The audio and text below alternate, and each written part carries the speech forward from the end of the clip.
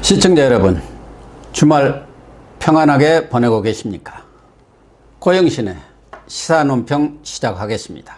시청자 여러분, 조국 전 법무장관에 대한 구속영장이 기각되자 지지자들은 만세를 부르면서 우리가 이겼다고 환호했습니다.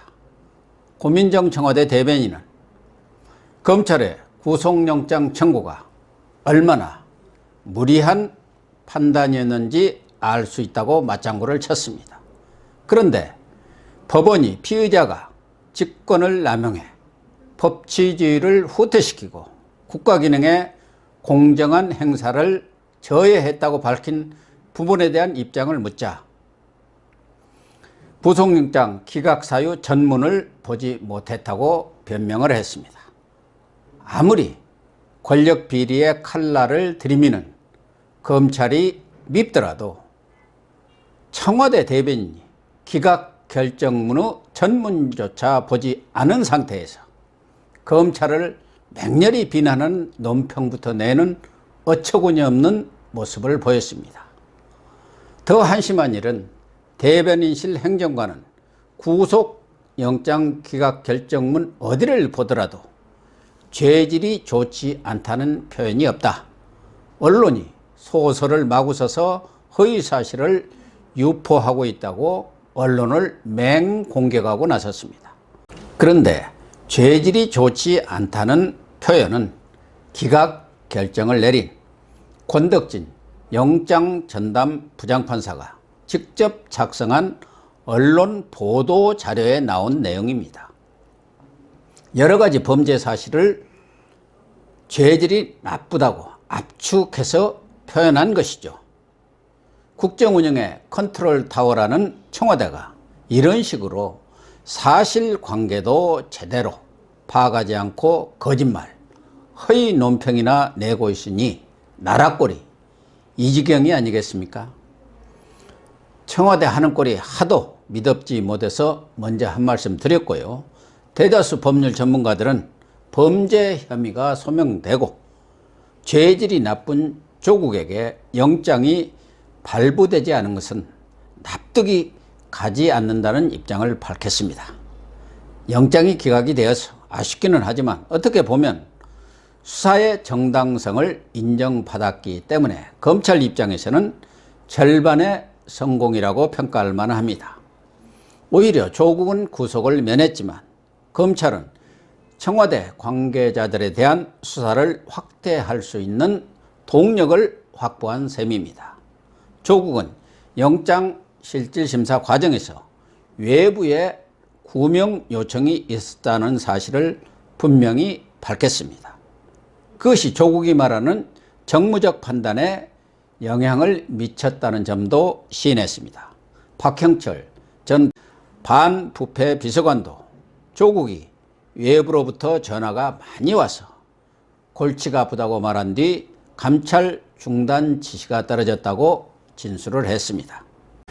그렇다면 검찰은 이제부터 구명 청탁을 한 청와대 인사 그리고 여권 실세가 누구인지를 밝혀야 합니다.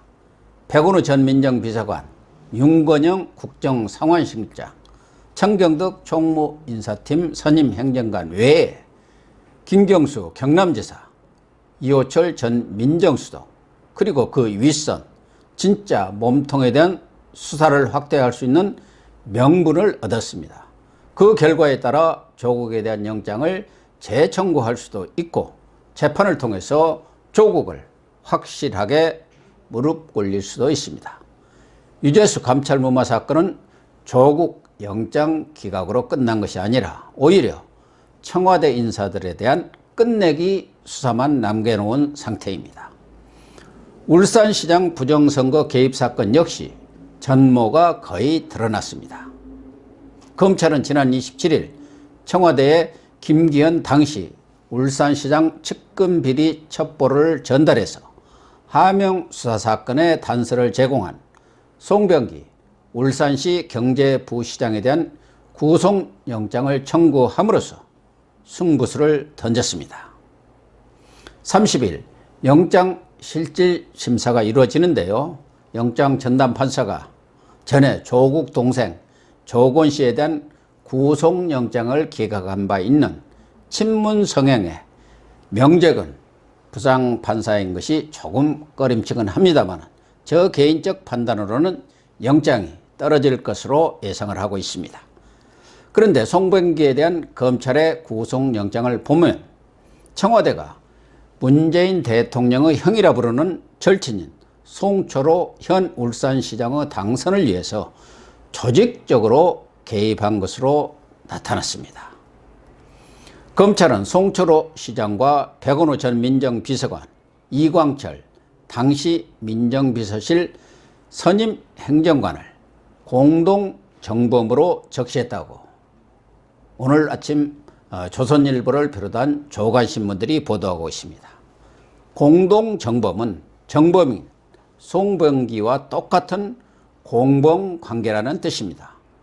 여기에다 송병기로부터 비첩보를 받아서 가공을 한 문모 행정관, 지난해 1월 청와대 인근에서 송철호, 송병기와 만나서 울산 국립대 설립과 외곽순환도로 건설 공약을 협의한 장석환 균형비서관실 선임 행정관들이 공범으로 줄줄이 엮여 있습니다. 10년에 공직선거법 위반 혐의가 적용되었습니다. 이광철 현 민정비서관은 유재수 사건을 수사 중인 동부지검 형사 6부로 자리를 옮긴 백모 전 청와대 특감 반원의 갑작스런 죽음과도 관련이 있습니다. 백 씨는 숨지기 전 청와대로부터 유재수 수사 정보를 알려달라는 전화가 많이 와서 괴롭다는 얘기를 주변에 많이 했다고 하는데요. 그 전화를 건 주인공이 바로 이광철 비서관이 아니냐는 의심을 사고 있습니다. 구속영장 청구에 나타난 사실로 볼 때 송병기 부시장이 첩보를 제공하고 그것을 문모 행정관이 10여 가지 비리 사실을 덧붙여서 가공을 한 뒤 이광철 선임 행정관, 백원우 민정비서관, 박형철 반부패 비서관, 그리고 경찰청을 거쳐서 황운하 울산경찰청장에게 전달되었고요. 지난해 6.13 지방선거를 앞둔 3월 16일부터 김기현 시장 측근 수사가 이루어졌다는 하명 수사 의혹에 경찰청에 첩보를 넘기기 전 조국 민정수석에게도 보고되었을 것은 물어보나 마나지요. 이후 경찰 수사가 진행되면서 언론에 대서특필되었고 결국 김기현 낙선, 송철호 당선의 시나리오가 완성되었습니다. 송철호 당선으로 문 대통령은 평생의 소원을 풀었습니다. 울산 선거 부정사건에 개입한 청와대 인사는 이들 외에도 송철호에게 대통령의 출마 권유서를 전달하고 선거 공약을 비롯한 각종 지원 방안을 함께 조율한 것으로 알려진 임종석 당시 비서실장, 송철호 경쟁 상대인 임철호 전 민주당 최고위원에게 고배 총영사 자리를 제의한 한병도 전 정무수석 그리고 조국 전 민정수석 등입니다. 송병기 부시장에 대한 구속영장이 떨어지면 이들 청와대 인사와 하명 수사를 집행한 황운하 전 울산경찰청장이 줄줄이 소환되어 검찰 수사를 받을 것으로 전망이 됩니다. 울산 사건 수사도 청와대 관계자 수사만 남겨놓은 상태입니다. 이 때문에 권력 핵심부가 사건의 열쇠를 쥐고 있는 임동호 전 최고위원을 해외로 빼돌렸는지는 모르지만 진실이 백일하에 드러나는 것은 시간 문제라고 생각을 합니다.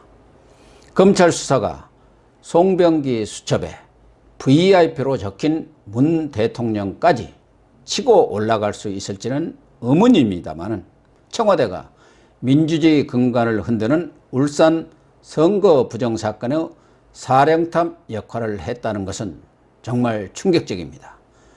걸핏하면 촛불 정권을 들먹이면서 파렴치한 국정농단, 국기 문란 사건을 버젓이 저질러 놓고도 거짓말과 모르쇠로 일관하는 행태는 정말 뻔뻔하기가 철판 정권이라 부를만 합니다.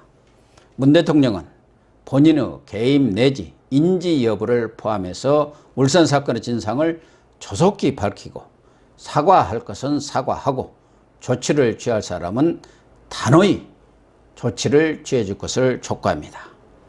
추미애를 법무장관으로 임명하고 권력의 친위대 기긴 공수처를 만들어서 사건 은폐를 기도하려 든다면 우리 국민들의 분노가 임계점을 넘어서 대폭발을 일으킬 것입니다.